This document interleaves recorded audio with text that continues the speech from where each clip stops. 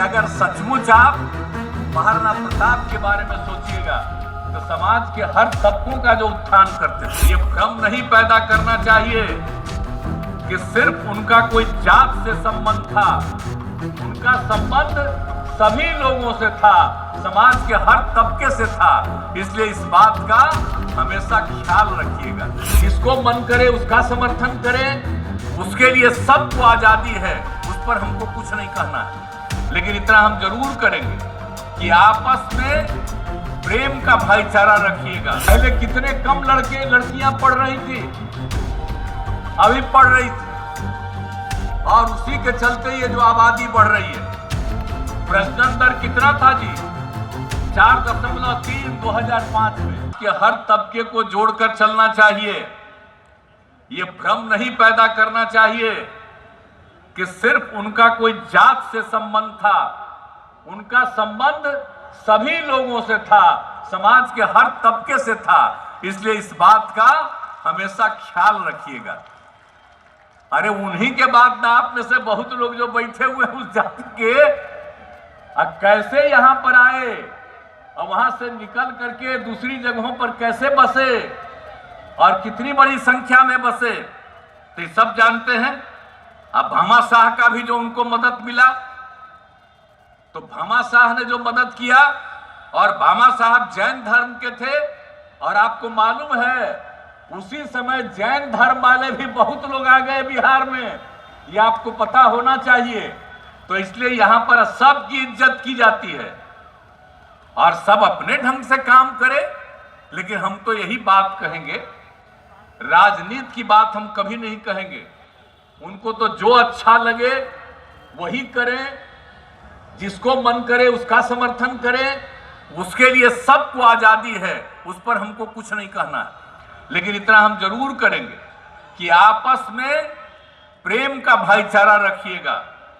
समाज के अन्य तबकों के साथ भी जरूर एकजुटता पैदा करिएगा, दोस्ती पैदा करिएगा, महिलाओं का सम्मान करिएगा।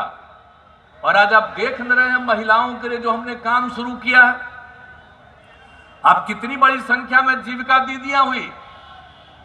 पहले कितने कम लड़के लड़कियां पढ़ रही थी, अभी पढ़ रही थी, और उसी के चलते ये जो आबादी बढ़ रही है।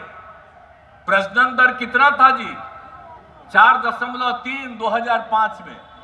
और लड़कियों का जो हमने सर्वेक्षण कराया तो पता चला कि पति पत्नी में अगर पत्नी मैट्रिक पास है तो दुनिया भर में प्रजनन दर देखा गया उस परिवार का 2 था।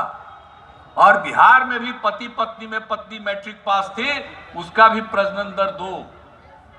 और मैट्रिक से भी आगे पास है, इंटर पास से आगे है, तो देश का जो पता चला प्रजनन दर 1.9।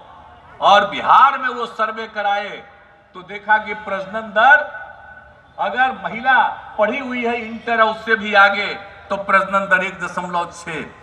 और उसी समय से जो हमारी खुशी हुई है, जो हम इतना ज्यादा महिलाओं को आगे बढ़ा करके सब कुछ कर रहे हैं, तो आखिरकार आप सोच लीजिए कि आप जो है महाराणा प्रताप साहब ने लड़की को गिरफ्तार किया, लड़के को मना किया, महिलाओं के साथ ये सब काम मत करो, और हम लोग देखिए महिलाओं के लिए कितना कर रहे हैं। अब मालूम है ना कि हम लोगों ने पंचायती राज चुनाव में 2006 में और नगर निकायों में 2007 में हमने महिलाओं के लिए 50% का आरक्षण किया। आज कितनी बड़ी संख्या में महिलाएं आगे बढ़ रही हैं।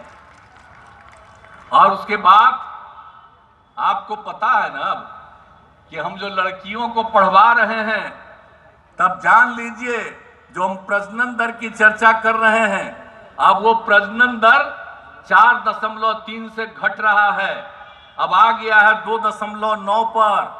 हम लोग पूरे चक्कर में हैं, ये काम होता रहेगा, सीधे वो 2 पर आसानी से आ जाएगा। लेकिन कुछ लोग कहते रहता है ना कि कानून बना के प्रतिबंधित करो कि एक परिवार में 2 से ज्यादा नहीं पैदा करेगा।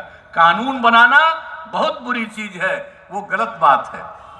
लेकिन ये काम करना हम लोग कितना कर रहे हैं, तो आप जरा सोच लीजिए कि अगर सचमुच आप महाराणा प्रताप के बारे में सोचिएगा तो समाज के हर तबकों का जो उत्थान करते थे, और वही सब काम हम लोग करने की कोशिश कर रहे हैं।